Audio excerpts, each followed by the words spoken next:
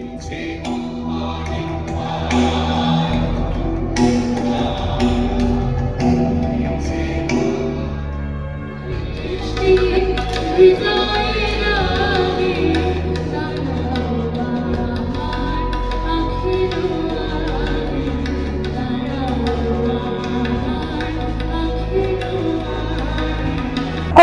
Indian মিউজিয়ামে মঙ্গলবার অনুষ্ঠিত হলো বিশেষ সঙ্গীতানুষ্ঠান।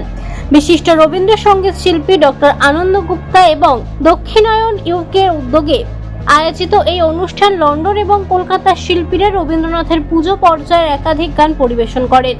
অনুষ্ঠানের মূল বিষয় ছিল রবীন্দ্রনাথের গানে উপনিষদ, একেশ্বরবাদ এবং ব্রাহ্ম সমাজের প্রভাব। গীতাঞ্জলি ও ব্রহ্মসঙ্গীতের মাধ্যমে নিরাকার ঈশ্বর ও মানব ধর্মের ভাবনা তুলে ধরা হয়। এদিন রাজা রামমোহন রায়ের জন্মবার্ষিকী উপলক্ষে ব্রাহ্ম উপাসনালয়ে গাওয়া হতো এমন কয়েকটি গানও পরিবেশিত হয়। দীর্ঘদিন বিদেশে রবীন্দ্র চর্চার সঙ্গে যুক্ত ডক্টর আনন্দ গুপ্ত জানান যে নতুন প্রজন্মের কাছে রবীন্দ্রনাথের দর্শন এবং সঙ্গীতকে আরো ছড়িয়ে দেওয়াই তাদের মূল লক্ষ্য। মূল ভাবনাটা খুব এটা হচ্ছে খুব সচরাচর তুমি দেখবে না।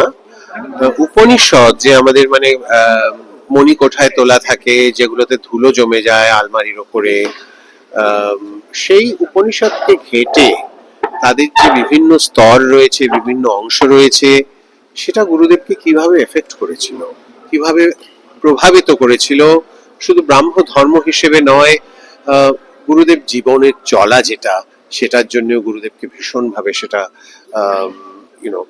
হ্যাড এফেক্টেড হিম।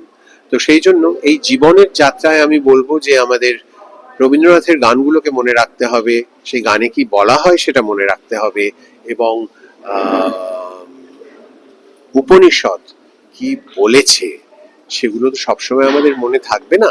এই গানগুলো জানলে, এই গানের মধ্যে যে একদম আক্ষরিক অর্থে উপনিষদের যে কন্টেন্ট, সেটাকে আমরা বুঝতে পেরেছি, জানতে পেরেছি, উপলব্ধি করতে পেরেছি, সেটা আমাদের পক্ষে জানা অত্যন্ত প্রয়োজন। প্রস্তুতিটা মোটামুটি কয়েকদিন আগে হয়েছে, কারণ তার আগে আমাদের আরো অনেক প্রোগ্রাম ছিল। কারণ কিছুদিন আগে 25শে বৈশাখ ছিল, তার একটা সবাই রিহার্সাল ছিল, তারপর আমাদের নিজেদের পার্সোনাল একটা ওডিসির প্রোগ্রাম ছিল।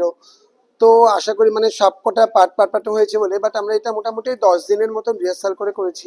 এটা পুরো থিমটাই সম্পূর্ণ আলাদা, কারণ এটা উপনিষদ। কারণ আমরা অন্য কোনো নাচ করলাম যেটাই করি, তার জন্য একটু চিন্তা করে ভাবনা করে করতে হয়, কিন্তু উপনিষদ করতে গেলে সেরকম চিন্তা করে করতে হয়, থিম অনুযায়ী, the meditation, the way god, ভগবানের জন্য যে উৎসর্গ করা, সেই রীতি অনুযায়ী, সেই নাচ অনুযায়ী, সেরকম মিউজিক, তারপরে ফিলিংসটাও সেরকম থাকতে হবে।